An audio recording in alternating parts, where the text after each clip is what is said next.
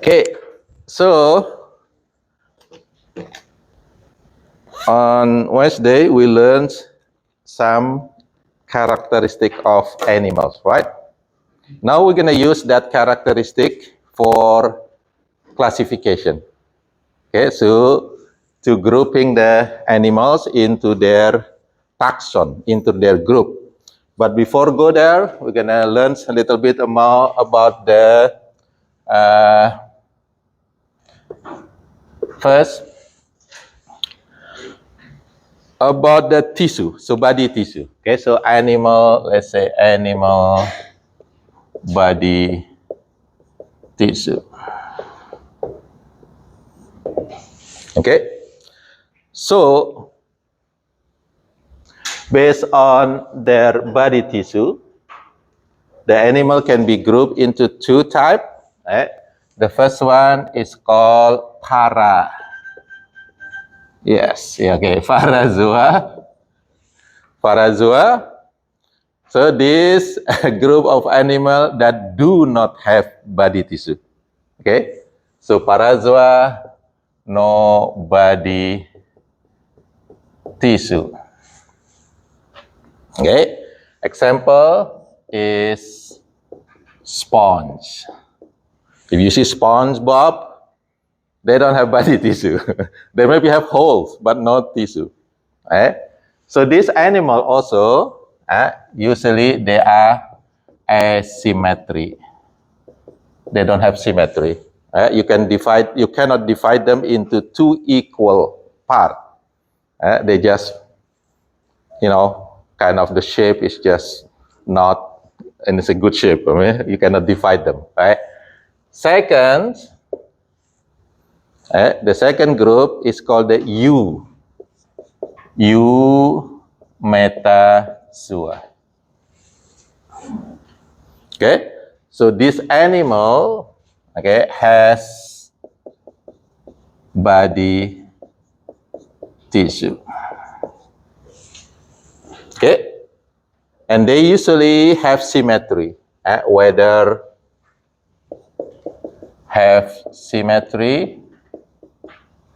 whether radial symmetry or bilateral symmetry.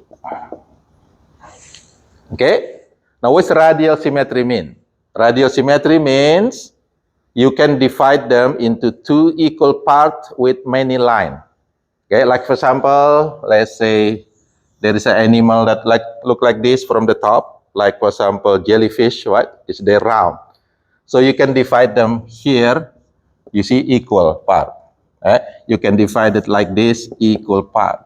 You can divide it like this, equal part. Right? You can divide it here, equal. This is what we call the radial symmetry. So some animals have this symmetry, radial symmetry. Now how about bilateral? Bilateral is just like us. Let's say this is human. It can be divided into two equal parts only with one line. That's it. Which line that can divide our body into two equal parts? Which is this line over here.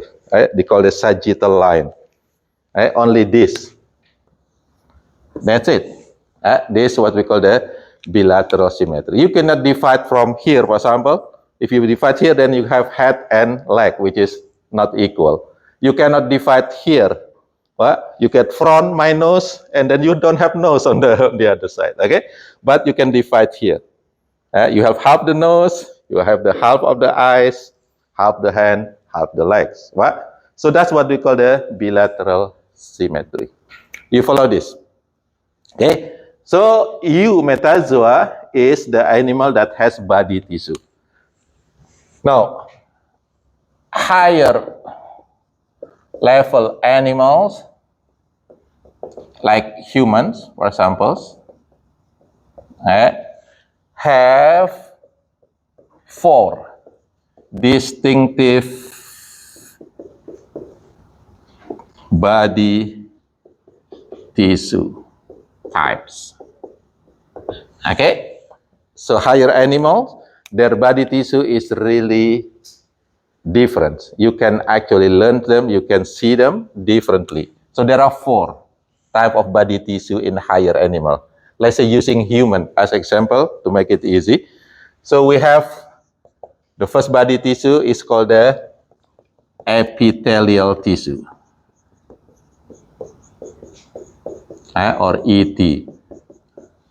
Okay, so this epithelial tissue usually has a function to cover, protect, cover organ, protect organ, and also lining organ from inside. Okay, so example, let's say this is intestine, right? This is our intestine. This is an organ. If you cut like this and see with the cross section, then there will be epithelial tissue outside, okay, which is cover the organ, and the inside it also consists of epithelial tissue. Okay, so this one outside of a cover, the inside line the organs. You follow this? What? That's epithelial tissue. Yeah, this epithelial tissue will bind one another tightly.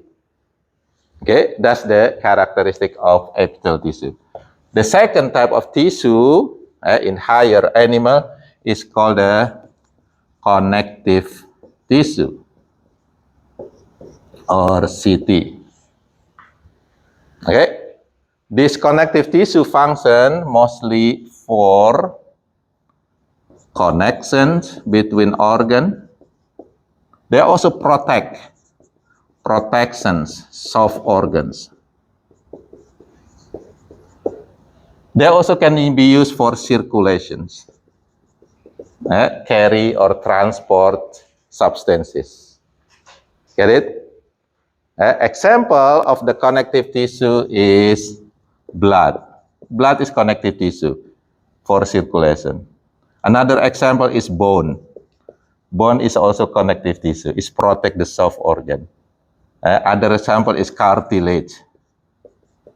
So cartilage is also connective tissue. Okay, that's the second type of tissue. The third type is called muscle tissue. Muscle tissue, or MT. Okay, muscle tissue consists of cells that are able to contract and relax, perform contraction. So mostly, this one will be used for movement. So we move our body using muscle. Got it? So during Halloween, if you see skeleton moving, that's fake. Because skeleton cannot move without muscle. So it's a fake. It's not right. So muscle is the one that gives movement to our skeleton, to our body. Okay? And last one. Last one is nervous tissue. Or NT. This is the one that control our body actions. Our behavior, whatever what we do is actually controlled by nervous system. When I'm talking right now, it's actually sent by the brain. Goose, talk. I'm talking right now. Okay? It's controlling my action, which is the nervous tissue. Okay? Do you have questions so far? Okay, I'm gonna erase this. Okay.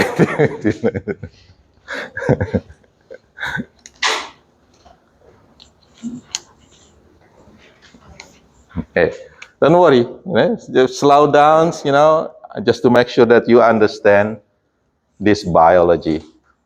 If you do understand, then it's going to be easy to take next classes, because next class is actually based on your 153 and 154. For example, if you take anatomy and physiology, that one is very important about tissue. This is based on the body tissue. Okay, there are two types of animal. What is that? Parazoa and eumetazoa. Okay, next.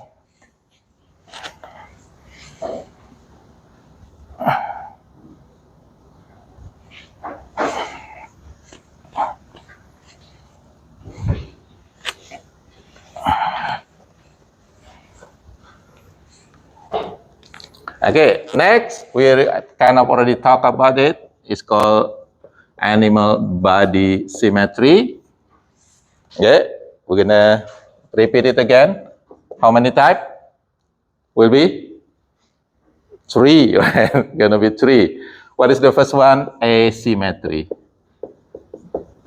No symmetry at all. Example is the parazoa. I mean, porifera or sponge. So the sponge usually look like this. Okay, you cannot really divide them into 2 equal parts. Therefore, they are asymmetric. The second one, radial symmetry. Example, jellyfish. Okay, we use jellyfish, the one that's easy to see, like that. So jellyfish is actually like this, right?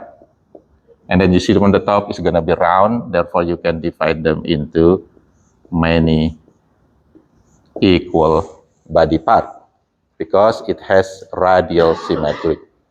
And number 3 will be bilateral symmetry. Examples, human. Let's make it easy.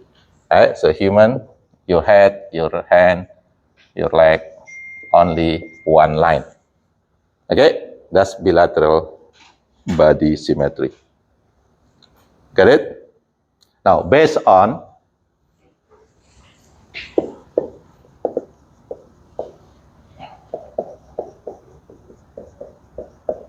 body cavities. What does cavities mean? Space. Space inside our body. Okay, so based on the space inside the body, animal can be divided into 2. Into 2 types. The first one is called the acoelomate. And remember A mean what? What is A mean? Sophia? No. A mean no. Yeah. Again, my name A goose. I am not goose. I'm not goose. Acoelomate. Coelo mean cavity. Okay, so no cavity, no body cavity. This is acoelomate. Get it? The second one will be coelomate. The one that have body cavity. Has body cavity. Follow this? Okay. Now the one that has body cavity, just like us, for example, we have what? Here in our head, we had cavity for brain. You see what? That's called the cranial cavity. On our chest, we have cavity for lungs and heart. What do you call that cavity? Thoracic cavity, right? And here we have a big cavity. It's called the abdominopelvic cavity. It is for a lot of organs: liver, stomach, pancreas, kidney, spleen, ovaries. Okay? That's cavity. Right? Now, for the coelomate, it can be divided into 2 types. The one that have body cavity. The first one is the one that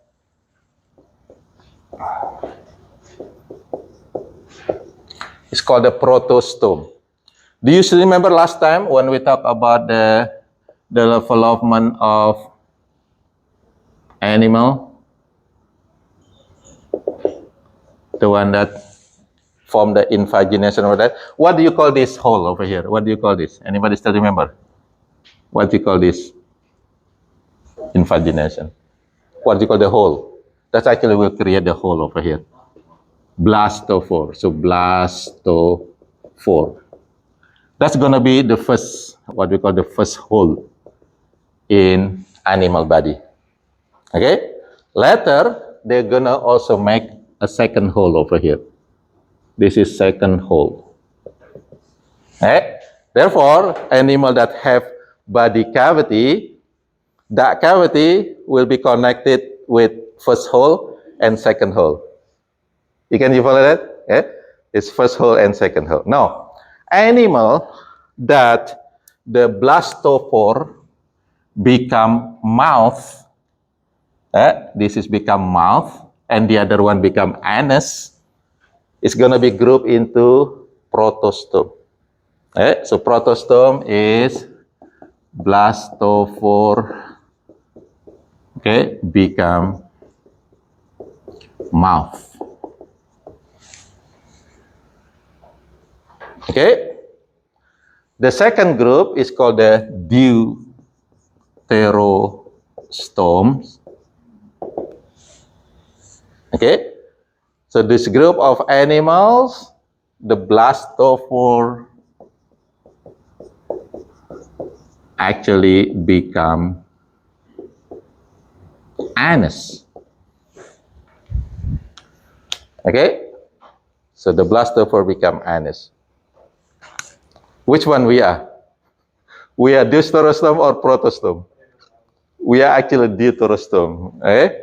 So this anus over here is actually used to be our blastophore during our embryogenic development in mama belly. Okay? That's us, deuterostome. Okay? You have question for this one? No? Now, I'm gonna erase this again, and then we're gonna put this kind of thing into this classification over here.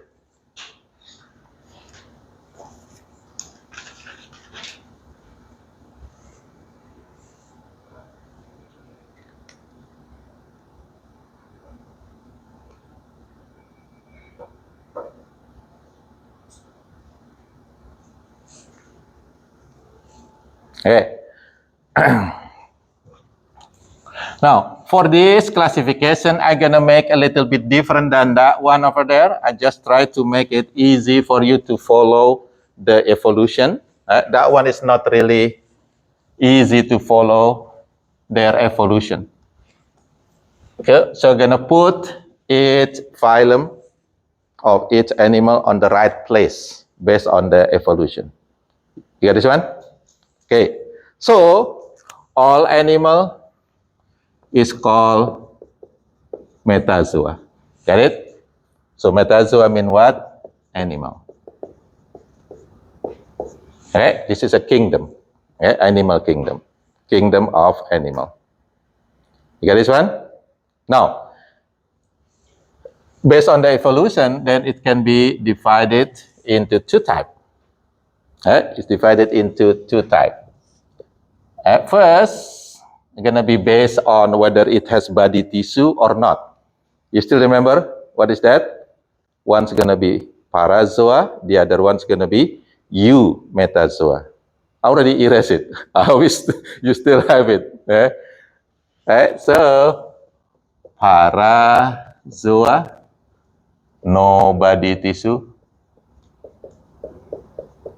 And this one, mostly they are asymmetric. Okay, their body is asymmetric. Okay. The second one will be called the U. U mean real. Eumetazoa, real animal. The real animal. It has body tissue. Okay, it has body tissue. Okay, for this parazoa, I'm gonna all the way over here. Only one example, which is one phylum. Okay, phylum Porifera. Okay, which is over here is at the bottom. Right? So I put it at the top. This based on the evolution. Right? So Porifera. Porifera, pori mean hole, porous, many holes on the animal. Right? Its example is sponge, SpongeBob, SquarePants. SpongeBob SquarePants is bilateral symmetry, but it is actually not. This is taken from the asymmetric animal. It's called the Porifera. You get this one? Now, we're gonna learn later. Next week. The Porifera, their cell, they consist many cells. Many of cell is actually very similar with the ancestor of the animal cell. Anybody still remember what is the ancestor for the animal? What is the name? What is the name? Makina, you still remember? Yeah, choanoflagellate. Yeah, you have the flagellate. So there is a choanoflagellate over here. Okay, choanoflagellate, which is look like this with flagella. This is the one that will evolve into the Porifera. Later you're gonna see that most cell of Porifera, the sponge is look like choanoflagellate. Okay, now that's first. Second, the Eumetazoa. This Eumetazoa, okay, gonna be divided based on the symmetry. Okay, we're gonna put the primitive first on the top. We're gonna put the primitive one on the top. So the radial symmetry, we can just call it with radiata. Radiata means it has radial symmetry. And most of this radiata is actually diploblastic. I used to remember what is diploblastic mean.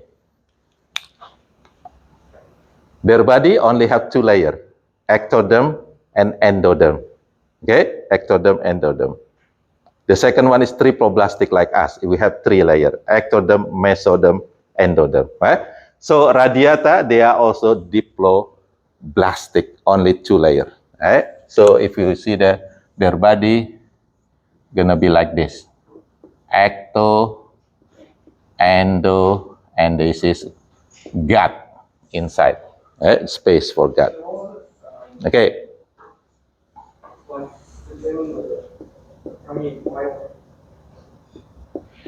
Okay, so two layers, ectoderm, endoderm. They are diploblastic. You follow this? So there are two phylum for this radiata. The phylum is Cnidaria and the Stenophora. So we're gonna put this all the way here. Okay, so gonna P as a phylum. Okay, phylum Cnidaria.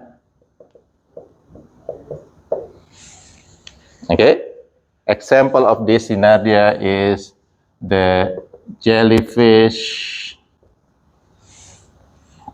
Okay, and the second phylum is Stenophora. Example is called the comb jelly. So all of them live in ocean, is a marine animals. Okay, so that's the two phylum for this radiata. Now the second group, remember symmetry, there are three symmetry. What? Asymmetry, radial symmetry, and this one's gonna be the bilateral symmetry, which is the most modern one. So I put it on the bottom. So this is gonna be called the bilateria. which is it has bilateral symmetry. And then they are triploblastic animal. So they have 3 layers: ectoderm, mesoderm, and endoderm. Okay, so their body have 3 layers. Okay, bilateria. Now, this bilateria, then it can be divided again based on whether they have body cavity or not. Okay, whether they have body cavity or not. I'm gonna put here the most primitive one will be the acoelomate. No body cavity is primitive. Okay, and the phylum for this one, okay, Asula phylum. What is the second one's going to be? If this is acoelomate, it's going to be the coelomate. Okay, have body cavities. Okay, you follow this? Now the one that have body cavities, they can also, remember before, is divided into 2 types, whether they are protostome or deuterostome. Okay, so this one, protostome. What is protostome? Blastophore become mouth. Right? So protostome, which is on the top, still on that one on the top. So we put the top because this is more primitive than the deuterostome. Okay. Deuterostome. Okay, this is blastophore becomes mouth. This one, blastophore becomes anus. So I put everything on this table so you will not forget. So the protostome can be divided again into 2 types. I'm gonna put actually the primitive one on the top. This one is actually more primitive. Lophotrochozoa. Okay. Lophotrochozoa. Lophotrochozoa. They are more primitive. And the second one is the ecdysozoa. Ecdysozoa means ecdysis. Ecdysis means molting. So this animal have an exoskeleton, and when they are growing, they cannot use that exoskeleton again. They have to molt from it. Example is many insects. Yeah, they molt. Spider, for example. Sometimes you see the molting, right? So that's ecdyson. This is molting the skeleton. Okay. This one, Lophotrochozoa, actually based on the name, they have 2 types of larvae. So they have larvae during their life. Their larvae usually live in other animals. Okay, so larvae that live in other animals. You follow this? Now, for the Lophotrochozoa, there are several phylum. We're gonna put the most primitive one first, which is Rotifera. They are very small. Even they are actually microscopic. They are part of animal zooplankton, mostly in marine ecosystem. But they are multicellular, just small. That's Rotifera. The second phylum for this Lophotrochozoa is the Ectoprocta. Ectoprocta. This is also primitive marine animal. And then Brachiopoda. This is also primitive type of clams, but it's more primitive than regular clams. Say primitive clam. Okay, this is they have two shell. Okay, and then the next one is called the platyhelminthes. Platy means flat, right? So their body is flat. This is flat worm. This is flat worm. We're gonna see them tomorrow, okay? I used to play with one of them, and I'm going to mountain, and then we can actually fish them using lever, and then they usually go to the liver easily. I'm gonna show you later. Platyhelminthes. The next one will be called the phylum Annelida. This is ringworms, including earthworm over here. They have ring, so their body is actually consists of ring of cell or organs. So Annelida, and then the last one will be the mollusca, soft body, which is example snail. Snail is in the mollusca. Snail, clams, oyster, they are in mollusca. Yeah, we're gonna learn them tomorrow, one by one.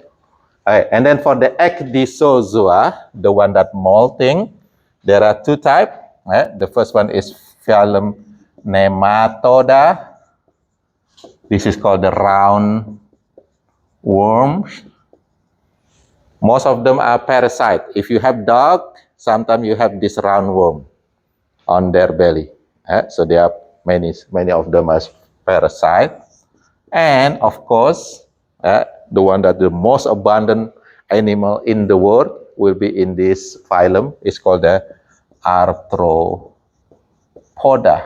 including over here insects, spider, flies, ticks. They're all in the Arthropoda phylum. They are under the ecdysozoa. You follow this? Okay, how many? 1, 2, 3, 4, 5, 6, 7, 8, 9, 10, 11, 12. All right. Now, the last one over here, the Deuterosome, it has two phylum. I should go here to be on the same line. All right. So the first phylum is called the phylum Echinodermata. Echino means spiny, kind of spiny. Dermata, skin. So their skin is kind of spiny. It has spine. Okay? There are several groups over here, but just for example today, you see the spiny animals on the beach. Can you tell me one of them that have a very spiny, long spiny? The sea urchin. What? I used to eat them also. So when I visit beach observation, take that and then cook it. You can open it. Inside it is just like eggs, yellowish. It's good. Okay, it's good. Put salt in it. Okay, so sea urchin, including over here also sea cucumber. It's called sea cucumber, and sea cucumber also nice if you fry it. Fried rice is like a crunchy. Anybody in a skin animal? Right? And when it is fried, what you call it? You hear? A pork rind or something like that? It's just like that. When you cook it, fry it, the sea cucumber, crunchy. It's good. You don't like it. Okay. Anyway, that's Echinodermata. Other example. Who is the friend of SpongeBob? The one that's kind of a little bit stupid. what?